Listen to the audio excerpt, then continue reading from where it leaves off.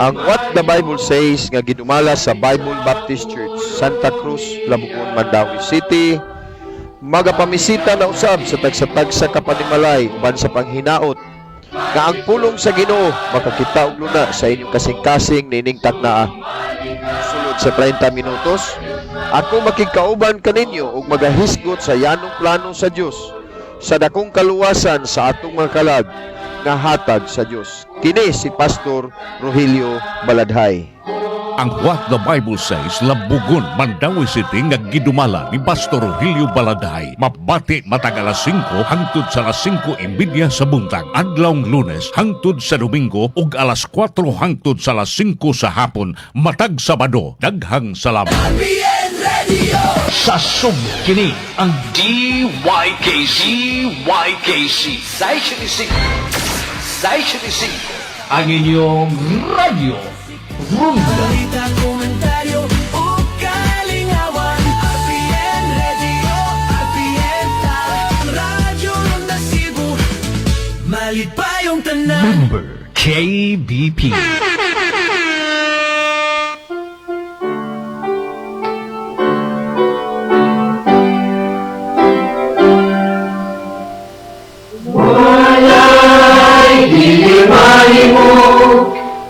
Salita sa Diyos.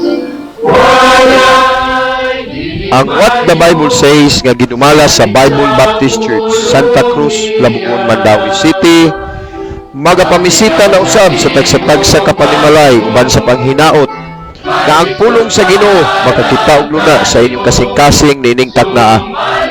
Sulod sa 30 minutos, ako makikauban kaninyo og magahisgot sa yanong plano sa Dios sa dakong kaluwasan sa atong mga kalag nga hatag sa Dios. Kini si Pastor Rogelio Baladhay.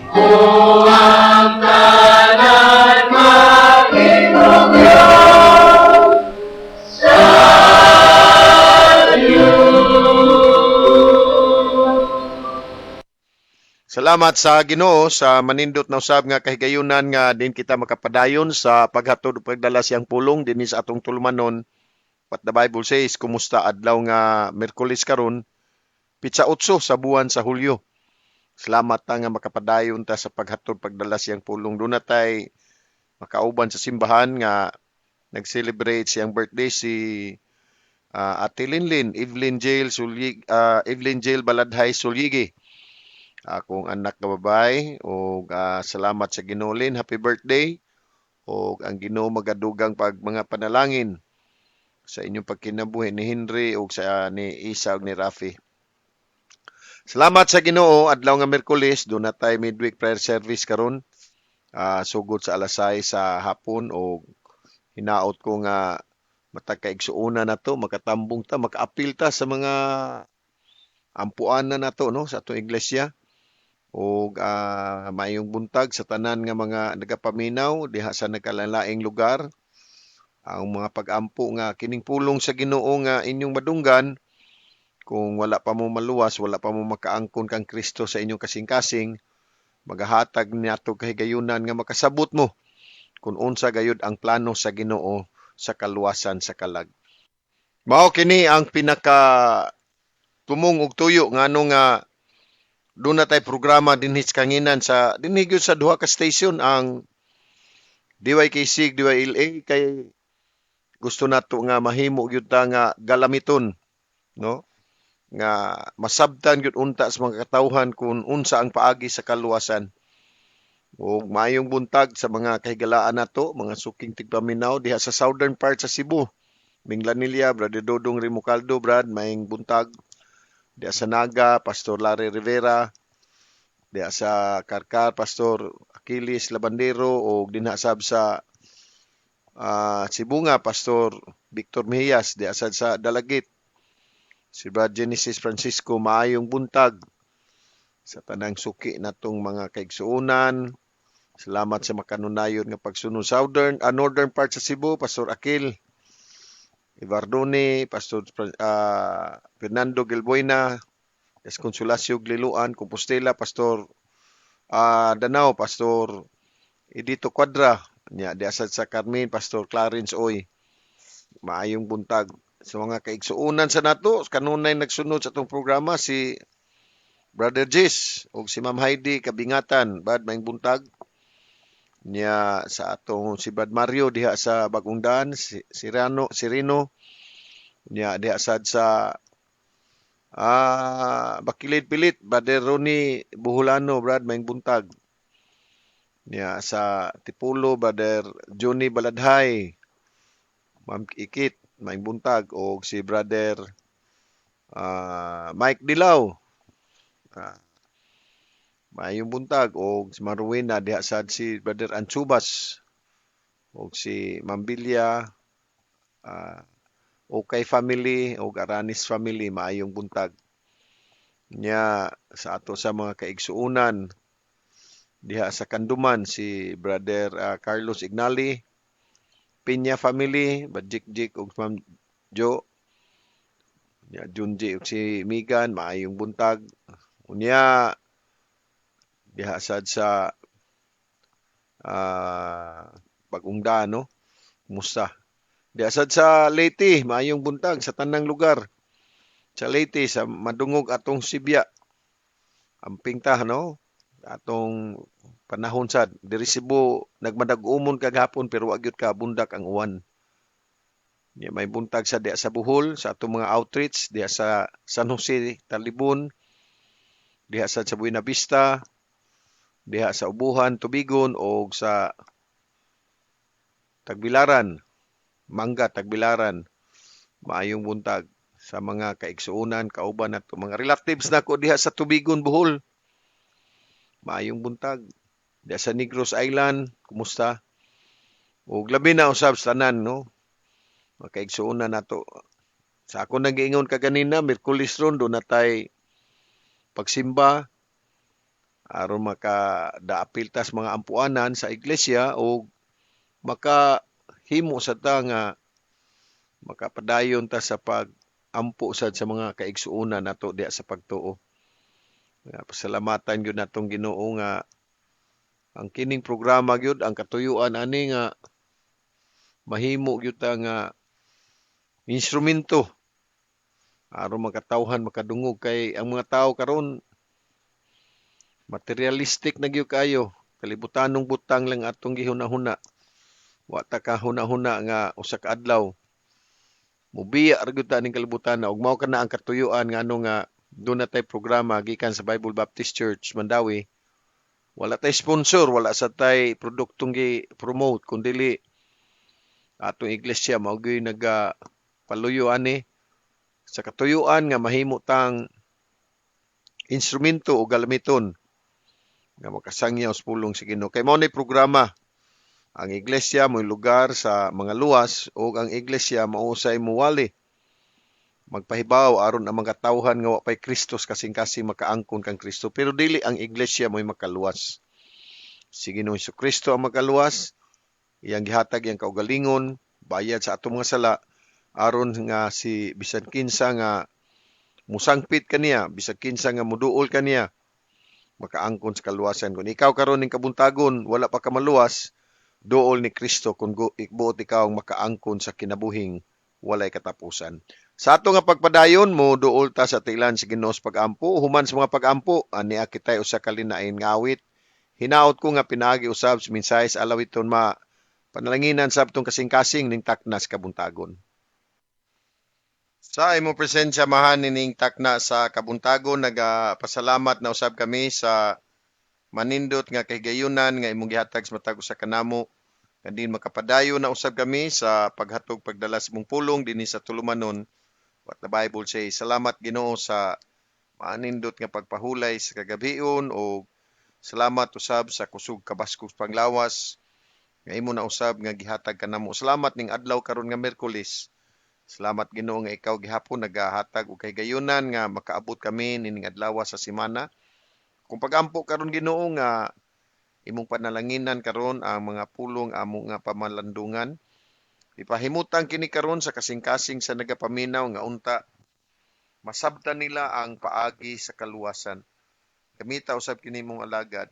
Salamat sa iglesia sa Bible Baptist Church Mandawi nga nahimong instrumento o galamiton aron kami makapadayon usab sa paghatod sa imong pulong. Lord, nining kabuntagon ako nagaampo nga uban ni usab ang among mga adlaw-adlaw nga panginabuhi karon sa tagsa nga safety padulong sa ilang trabahuan o sa ilang buluhaton bisan usab sa mga kahigalaan namo nga naa sa pagpamalit o pagpamaligya. Panalingini sila amahan nga unta makakabot sila sa ilang mga tinguha. Bisan usab ang nanarbaho karon naa sa kadalanan, nanarbaho usab sa nasa opisina, mga estudyante sa pag-eskwela. Ampo ko Ginoo nga himuang nga karong adlaw ikaw gyud ang magagiya ug magauban sa matag sa kanamo. Salamat usab sa Iglesia sa Bible Baptist Church Mandawi nga imong instrumento gamit aron sa pagwalis mong pulong. Salamat usab sa mga station.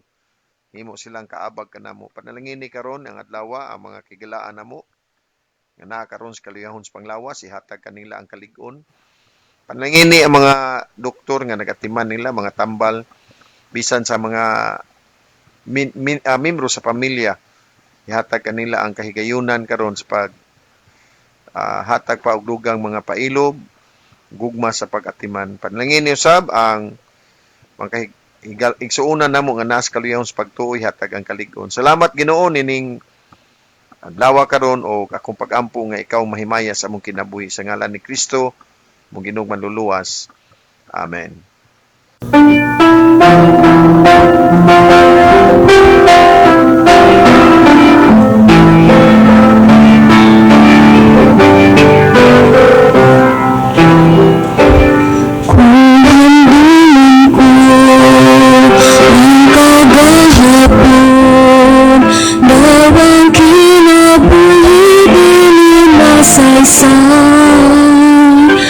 Punos pangandoy, way katagbawan, sa sanaulipon walay kalipay, apan walay pagmahay, kinabuhi ko karon, kini madagayaon, hatag ni Jesus Kristo, pulong niya nag-ingon, dili ka pagkulangon, imong kinahanglanon, tagbawon niya.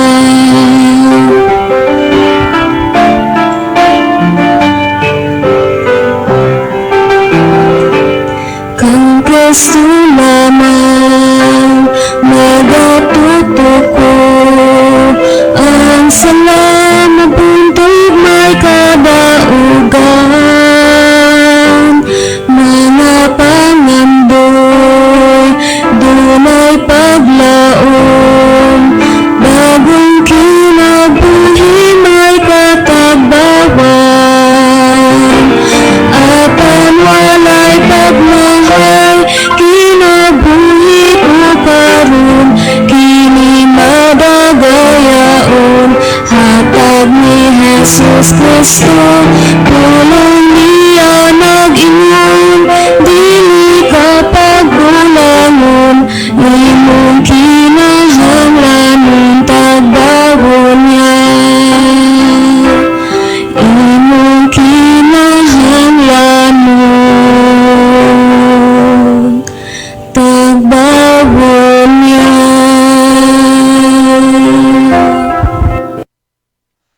Sa ato nga pagpamalandong sa pulong sa Ginoo nga dinhi nato makita sa libro sa Juan kapitulo 10 bersikulo 28.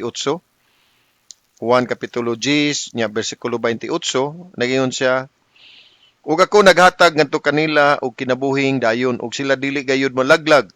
Timan ana to pulong sila dili gayud malaglag ni adunay tawo nga makaagaw kanila gikan sa akong kamot. Diya sa pirmirong Juan kapitulo 5 unya diya sa bersikulo 13. Pirmirong Juan kapitulo 5:13, kini mga butanga gisulat ko nganha kaninyo nga nagatuo sa ngalan sa anak sa Dios aron kamo masayod. Aron kamo masayod nga kamo adunay kinabuhing dayon ug aron kamo mutuo sa ngalan sa anak sa Dios. Ang Ginoo panalangin sa mga pulong atong gibasa. ang usa ka importanteng pagtulunan nga hatagan sa matag usa sa pagpamalandong kini yung pagtulunan mahitungod sa kaluwasan sa kalag, no? Salvation of our soul. Now, subo nga palandungon daghan sa mga tao karon o daghan sa mga magwawali, adunay mga magwawali nga hisgot ka nato nga dili gyud nato maangkon ang kasiguruhan sa kaluwasan. Apan higala salamat nga adunay Biblia nagsulti kanato nga kita di ay makabaton sa kasiguruhan sa kaluwasan. Diha sa libro sa 1 Korinto kapitulo 1 unya diha sa bersikulo 17 o 18, 1 Korinto kapitulo 1 17 o 18, kay si Kristo mipadala kanako dili sa pabautismo apan sa pagwali sa maayong balita, dili pinaagi sa kaalam sa mga pulong, basin ang krus ni Kristo gayud mahimong walay pulos. 18. Kay ang pagwali sa krus alang kanila nga nangalaglag binuang, apan nganhi kanato nga nangaluwas, natiman-an nato nangaluwas, kini mao ang gahom sa Dios. So ato din makita dinhi nga present tense alang kanato nga nangaluwas.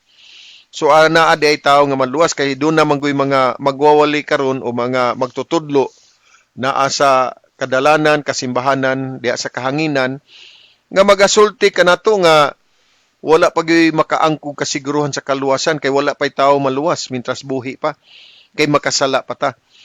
Apan ang Biblia nagasulti dinha nga alang kanato nga nangaluwas.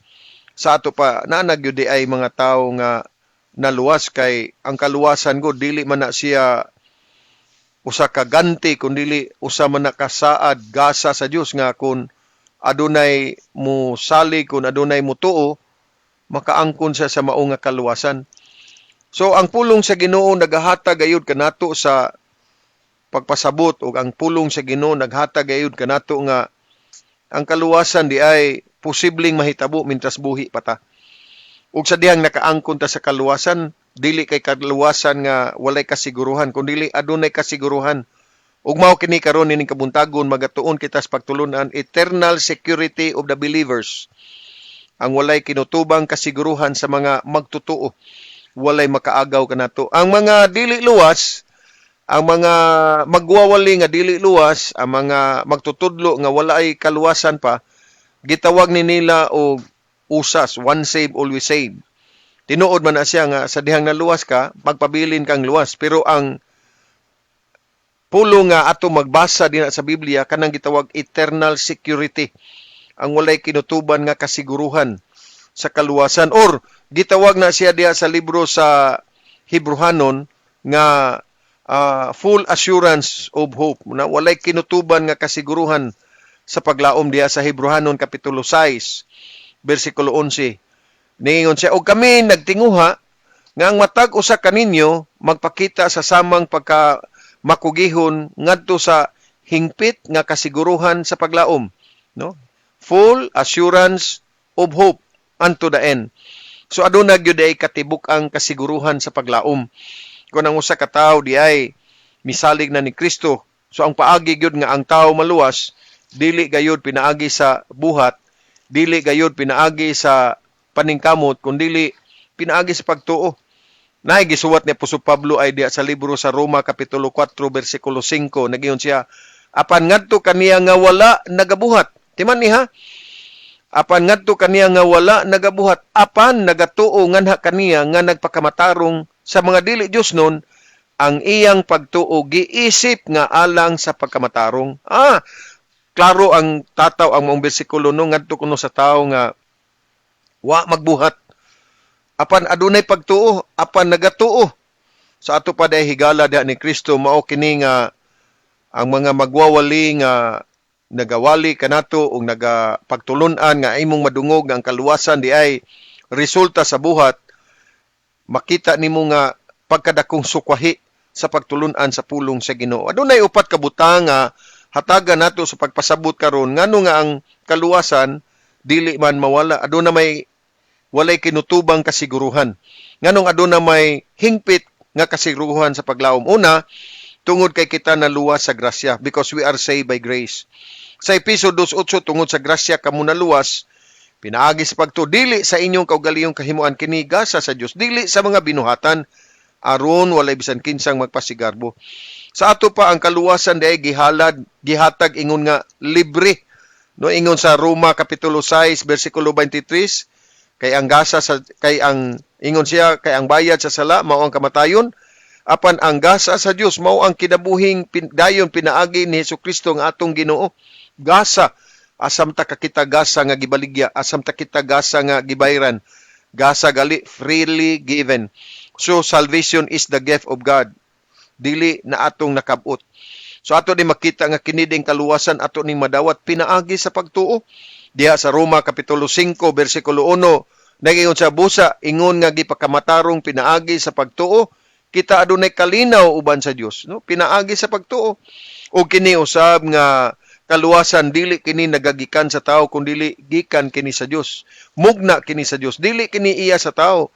Ingon diha sa libro sa Lucas kapitulo 3 unya diha sa bersikulo 6, nagingon ang bersikulo, aron ang tanang unod makakita sa kaluwasan sa Dios, that all flesh shall see the salvation of God. Sa ato pa kining kaluwasan nga atong gitinguha, dili kini resulta sa atong mga paghago kung kini gasa sa Dios.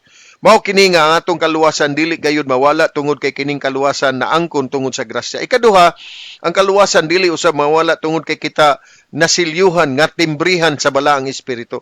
Diha sa libro sa Episo kapitulo 1, unya diha sa bersikulo 13, ang pulong sa Ginoo nagaingon siya sa bersikulo 13, diha kang kinsa kamo usab misalig, human nga kamo nakadungog sa pulong sa kamatuoran. Ang maayong balita sa inyong kaluwasan, diha nga kang kinsa usab human nga kamo mituo. Nautiman niya, human nga kamo mituo, kamo gisilyuhan ni anang balaang espiritu sa saad. Wala maingon ang Bible, human nga kamo mituo og nagbuhat, mituo og nagpabautismo, mituo og nikalawat, o mituo og nagbuhat og maayo, o mituo og nihatag. Wa ningon siya, human nga kamo mituo, kamo gisilyuhan. Sa ato pa ang ato na makita nga duna kitay pagsilyo, aduna na kitay kasiguruhan, gisilyuhan kita ngadto sa pagtubos. Diha sa Episo 4:30 ato sa mabasa ang maong bersikulo, nag-ingon siya, ug ayaw pasub-a ang balaang espiritu sa Dios nga pinaagi nini kamo gisilyuhan ngadto sa adlaw sa pagtubos. Sa ato pa aduna na tay kasiguruhan sa pagtubos. Ug tungod kay kita aduna na may silyo sa balang espiritu, nakabaton kita kasiguruhan. Diha sa Roma kapitulo 8 unya diha sa bersikulo 38 ug 39, nagaingon usab, kay ako masaligon nga walay kamatayon ni kinabuhi nga sa mga anghel, ni mga punuan, ni mga gahom, sa mga butang karon, ni mga butang nga umaabot, ni kahabugon, ni giladmon, ni bisan unsa pang uban nga mga minugna nga makahimo sa pagpahimulag kanato gikan sa gugma sa Dios nga anaa diha ni Kristo Jesus nga atong Ginoo. Wala kunoy makapahimulag tungod kay kita karon nasilyuhan naman sa balaang espiritu. Ug ang balaang espiritu mao'y nagabantay kanato, ang Dios mao'y nagabantay kanato. Iya na kitang binantayan diha sa 1 Pedro unya kapitulo 1 unya diha sa bersikulo 7, no? 1 Pedro kapitulo 1 unya diha sa bersikulo 5. Kinsa gibantayan sa gahom sa Dios pinaagi sa pagtuo ngadto sa kaluwasan nga andam na nga ipadayag sa katapusang panahon. Gibantayan. So higala mao kini karon nga aduna kitay kasiguruhan sa kaluwasan, walay kinutubang kasiguruhan sa mga magtotoo. Aduna tay hingpit nga kasiguruhan sa paglaom tungod kay kita nasilyuhan sa balang espiritu. Ikatulo usab aduna tay naghatag kanato kasiguruhan nga mao ang balaang kasulatan, assured to the scripture. Ingon siya sa atong gibasa diha sa maong teksto sa 1 Juan kapitulo 5:13, kini mga butanga gisulat ko nga kaninyo nga nagtuo sa ngalan sa anak sa Dios aron kamo masayod nga kamo adunay kinabuhing walay katapusan. No, gisulat. So salamat nga kining sulat sa Ginoo ni abot ni nato sa dihang nakadungog ta, ingon sa Roma kapitulo 10 bersikulo 17, ang pagtuo ni abot pinaagi sa pagdungog o pagdungog diha sa pulong sa Ginoo. Mao kana sa dihang nakadungog ta sa pulong sa Ginoo, naghatod kanato nga kita midawat ni Kristo sa Efeso kapitulo 1. Unya diha sa bersikulo 6, nagaingon ang bersikulo ngadto sa pagdaig sa himaya sa iyang grasya, diha ni siya nakahimo kanato nga dinawat diha sa hinigugma, accepted in the beloved. So aduna di ay kitay pagdawat, gidawat kita ingon nga mga anak sa Ginoo. Mao kana nga adunay pulong sa Ginoo naghatag kanato kasiguruhan ug ang bulahan nga paglaom ana diha sa Ginoo. Ikaw nganong duna kitay kasiguruhan tungod kay kita naluwas diha sa grasya, ikatulo tungod kay kita nasilyuhan sa balang espiritu, ikatulo aduna kitay kasiguruhan diha sa kasulatan, ikaupat o katapusan ingon nga mga balaan kita gibantayan sa gahom, no? Saints keep by His power. Nahimo na kitang balaan, nahimo na kitang linain. Ug tungod kay kita nahimo namang binalaan, gibantayan ta sa gahom sa Dios. Diya sa Pilipos kapitulo 1, unya diya sa bersikulo 6, ingon nga masaligon mahitungod niini gayud nga butang nga siya nga nagasugod na sa usa ka maayong buhat diha kaninyo, muhimo nini hangtod sa adlaw ni Hesukristo. Muhimo nini hangtod. Siya mo'y nagsugod sa paghimo og mga maayong butang alang kanato. Iyang gikumpleto ang kaluwasan. Muna nga wala na tay angay buhaton pa aron ta maluwas. Ang ato mao lang ang pagtuo, pagsalig ni Kristo. Maghisgot ta sa kaluwasan ha. Apan sa diha nga kita luwas na, sa diha nga kita nakaangko na sa tinuod nga pagtuo, kinahanglan ipakita nato, makita ang resulta sa atong pagtuo. Ang pagtuo mao kini siya ang bunga sa ang mga maayong buhat, mao kini siya ang bunga sa ato nga pagtuo. Unsay giingon niya sa Kolosas 1:10, aron kamo unta magalakaw nga takos sa Ginoo ngadto sa tanang makapahimuot, ingon nga mabungahon diha sa matang maayong buhat ug magatubo diha sa kahibalo sa Dios. Ang buhat nga maayo mao kini siya ang bunga sa ato nga pagtuo. Mao kana nga kita magpabautismo na dili aron nga makapasaylo sa sala, kundi aron kita musunod sa sugo sa Ginoo. Kay ang bautismo usa ka sugo sa Ginoo. Mao kana nga musunod ta, nisunod ta sa bautismo diha sa kay kini mao may sugo ordinansa kini nga gihatag sa Ginoo diha sa iglesia. Ug mao kini karon higala ng Kristo tungod sa atong pagtuo, tungod kay kita naluwas na, gitabunan ta sa pagkamatarong nga iya sa Dios. Dili ang atong pagkamatarong mo naghimo kanato, balik ta sa libro sa Roma kapitulo 4. Unya diha sa bersikulo 5, apan ngadto kaniya nga wala nagbuhat, apan nagatuo nganha kaniya nga nagpakamatarong sa dili Dios nun, ang iyang pagtuo giisip nga alang sa pagkamatarong. O kini nga pagkamatarong dili ni ato akon dili iya kini sa Dios. Diha sa Roma 10 bersikulo 2, kay ako nagapamatuod mahitungod kanila nga sila adunay kasibot sa Dios apan dili sumala sa kaybalo. Bersikulo 3, kay sila ingon nga mga ignorante sa pagkamatarong sa Dios ug ang pagkaningkamot sa pagtukod sa ilang kaugalingong pagkamatarong wala magpailalom sa ilang mga kaugalingon ngadto sa pagkamatarong sa Dios. Ang gikinahanglan nato nga kita makabaton sa kasiguruhan sa kaluwasan mao ang pagkaangko nato sa pagkamatarong sa Dios, kaysa diha nga kita namatarong na diha sa Dios dili na ta hinukman. Roma 8:1, busa karon wala nay pagkahinukman sa silot ngadto kanila nga anaa ni Kristo Jesus, kinsa wala nagalakaw sunod sa unod apan sunod sa espiritu. Higala mao kini ang atong mensahe karon nining kabuntagon. Aduna gyud di ay kasiguruhan ang kaluwasan nga gasa sa Dios. Adunay walay kinutuban nga kasiguruhan, eternal security of the believers. Aduna tay full assurance of hope, hingpit nga kasiguruhan sa paglaom tungod kay kining kaluwasan nga atong naangkon, dili man ni atong resulta sa atong binuhatan, dili man ni resulta sa atong paningkamot, dili kining kaluwasan nga atong naangkon, resulta kini sa atong pagsalig ni Kristo, nadawat nato ang gasa sa Dios. Ug dili kita angay, wala kita angay ikapanghambog, wala kita angay nga ikasulti at tubangan sa Dios, kundi angay tang nga makapasalamat nga kita day nakadawat sa gasa. Higala hunahunaa sa makadaghan nining kabuntagon. Kung ikaw karon wala pa ka makaangkon sa kaluwasan, saligi si Kristo. tuhui si Kristo. Dili imong relihiyon, dili ang mga pagtulunan, dili ang pagbantay sa kasuguan, dili ang pagpabautismo, dili ang paghatag sa imong bahandi, dili ang paglakaw nga mahigugmaon sa isikataw, dili ang pagpakita ngadto sa mga tawo nga usa ka karelihiyoso, usa ka Kristohanon. Dili importante kung ikaw nakapahimaya ba dito sa imong kinabuhi at tubangan sa Dios nga nagatuo ba ka kaniya kay walay pagtuo. Ingon ang Bible sa Hebrehanon 11:6, dili gayud kita makapahimuot sa Ginoo. Hinaot ko nga ang mga pulong ato karon nadunggan nakapahilunat sa imong kasing-kasing, balik ko og madlawa sa pagpadayon na usab sa pamalandong sa pulong sa Ginoo ginumdumi.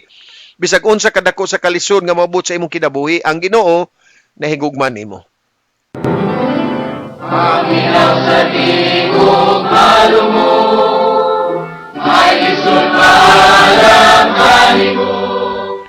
Nang hinaut ako nga ang yanong plano sa Dios sa kaluwasan sa atong kalag, makakaplag og luna sa inyong kasing-kasing. Ang Bible Baptist Church Santa Cruz, Labugon, Mandawi City nga nagadumala sa atong tulmanon what the Bible says. Nagapasalamat sa kahigayunan nga inyong gigahin aron kamo makapaminaw sa pulong sa atong Ginoo. Kini si Pastor Rogelio Baladhay nagapasalamat ug maayong adlaw kanatong tanan. Sa panahon